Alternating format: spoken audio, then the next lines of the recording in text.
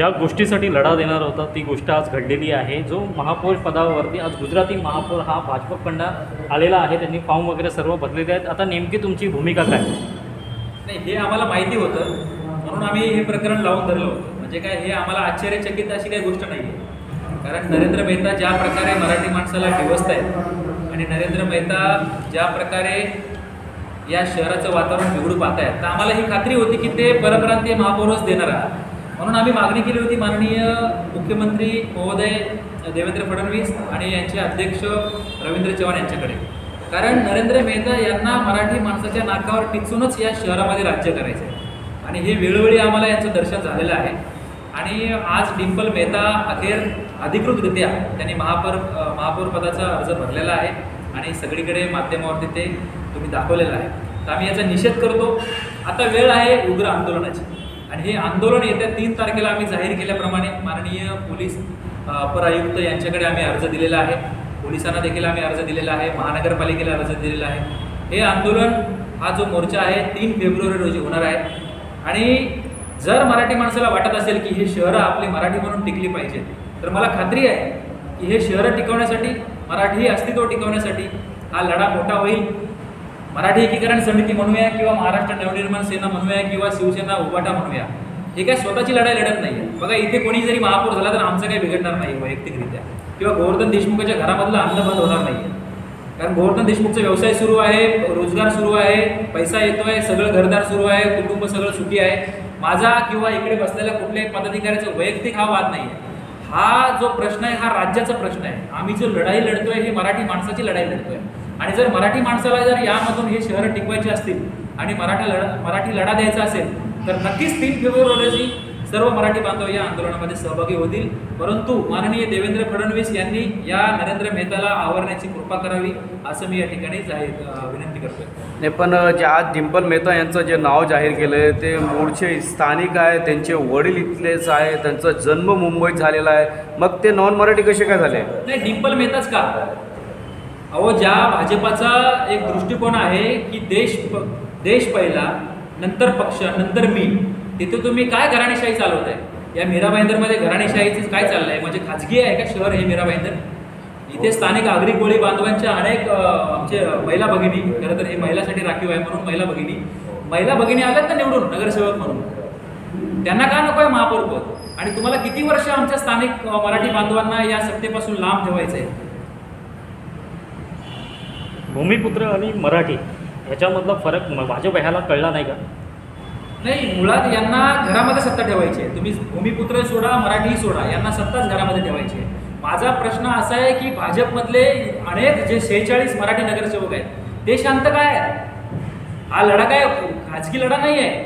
आज तुमच्या हक्कावरती गदा आणली जाते आहे। मी मागेही म्हणालो होतो, ज्या वेळेस एक काळ होता की इंग्रज व्यापार करासाठी आले आणि या देशामध्ये सत्ता त्यांनी गाजवली, तसे हे परप्रांतीय महाराष्ट्रामध्ये आले आणि एक एक करून आज नगरसेवक निवडतायत, महापौर यांच्याकडे ठेवतायत, आमदार स्वतः आहेत। म्हणजे सगळं घरामध्ये ठेवायचं आहे का?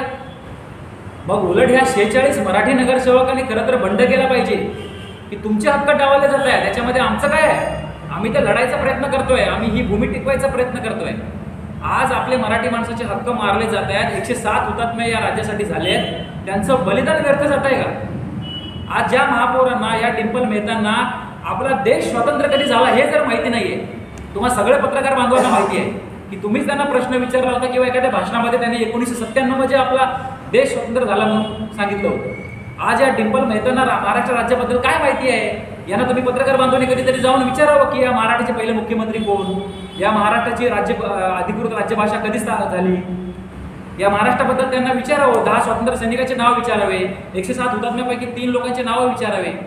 म्हणजे फक्त यांना पैसा ओरबडायची आहे, सत्ता ओरबडायची आहे। या राज्यामधून महाराष्ट्राशी काही देणं घेणं नाही आहे आणि ही सत्ता फक्त एका खाजगी घरामध्ये ठेवायची आहे असा आमचा आरोप आहे। आणि नरेंद्र मेहता किंवा जे काही राजकीय पक्ष आमच्यावर आरोप करत असतील त्यांना देखील माझं सांगणं आहे की हा आमचा वैयक्तिक लढा नाही आहे। महापौर कोणीही व्हा, आम्ही उद्या घरात बसू, परंतु हे शहर लुटलं जातील, हे राज्य लुटलं जात आहे।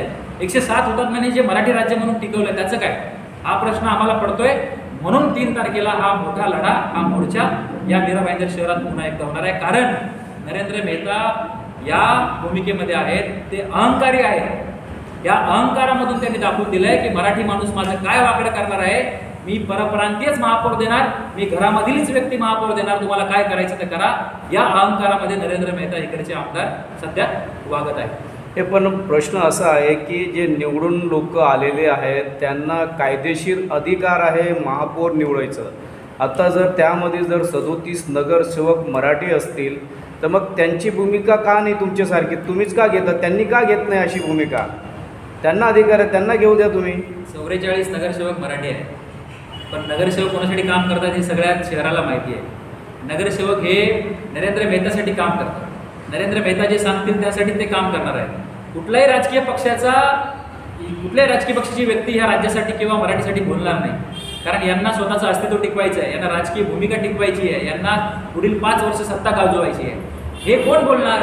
हे फक्त आमच्यासारखे सामान्य माणसं बोलणार. तुम्ही जर या अगोदर देखील पाहिलं असेल की महाराष्ट्रामध्ये जेवढा संघर्ष झाला आहे हा सामान्य माणसानेच केलेला आहे. राजकीय पक्षाने कधी लढा दिला, हा सामान्य माणसाने लढा दिलेला आहे. आता देखील हे महाराष्ट्र वाचवण्याची जबाबदारी सामान्य माणसावरती आहे, म्हणून सामान्य माणूस रस्त्यावर उतरणार आहे. आणि महापौर हा जरी अधिकार त्यांच्याकडे असला पाहिजे, मग या अधिकाऱ्याने ते हिंदूच महापौर होले हे का बोलत होते? हिंदू महापौर कुठल्या कायद्याने होणार होता? सत्ता ज्याची आहे तो ठरवणार होता ना. मग हे कसे सांगत होते की हिंदूच महापौर होईल? कसं असतं, ज्या शहरामध्ये, ज्या अग्रिकुलाच्या शहरामध्ये तुम्ही सत्ता गाजवणार आहात तिकडचा अधिकार प्रथम असतो. ज्या मराठी राज्यामध्ये तुम्ही आलात, तुम्ही मुळात इकडे कशासाठी आला होता हे तुम्ही विसरला. आता तुमच्याकडे पैसा आहे, सत्ता आहे, नगरसेवक बहुमत आहेत, म्हणून तुम्ही जो हा माज करताय ना, हा माज मात्र एक दिवस मराठी माणूस मोडून काढणार आहे. परंतु आता तुम्ही महापौरसाठी जो मराठी असावा ह्याचा अट्टहास करता, हे तुम्ही आता करता. पण निवडणुकीच्या पूर्वी तुमच्यावरती आता शिंदेच्या शिवसेनेचे काही पदाधिकारी यांनीही आरोप केला होता की तुम्ही स्वतः निवडणुकीमध्ये उभाटाच्या काही लोकांचा प्रचार केलात. एक जो अपक्ष अनिल भोसले त्याचा प्रचार केला, त्यांनी पाठिंबा दिला भाजपाला.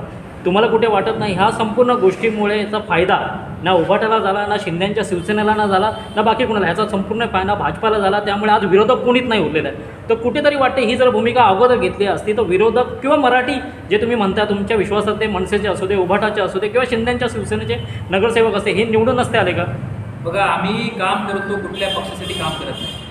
आमचा पक्ष भाजपमधले देखील आमचे मित्र आहेत, शिवसेनेमधले आमचे मित्र आहेत. आम्ही मराठी माणसासाठी काम करतो, आम्ही पक्ष बघून काम करत नाही. आता तुम्ही अनिल भोसलेंचं नाव घेतलं, त्या ठिकाणी 2 परप्रांतीय उमेदवार होते. एक शिवसेना गटामधून होते रामभुवन शर्मा आणि एक BJP मधून होत्या मीरा देवी, ज्या गेल्या 15 वर्षापासून नगरसेवक आहेत. या दोघांना घरी बसवणं गरजेचं होतं, तिकडे मराठी माणूस निवडून येणं गरजेचं होतं. आम्ही मराठी माणसासाठी काम करतो.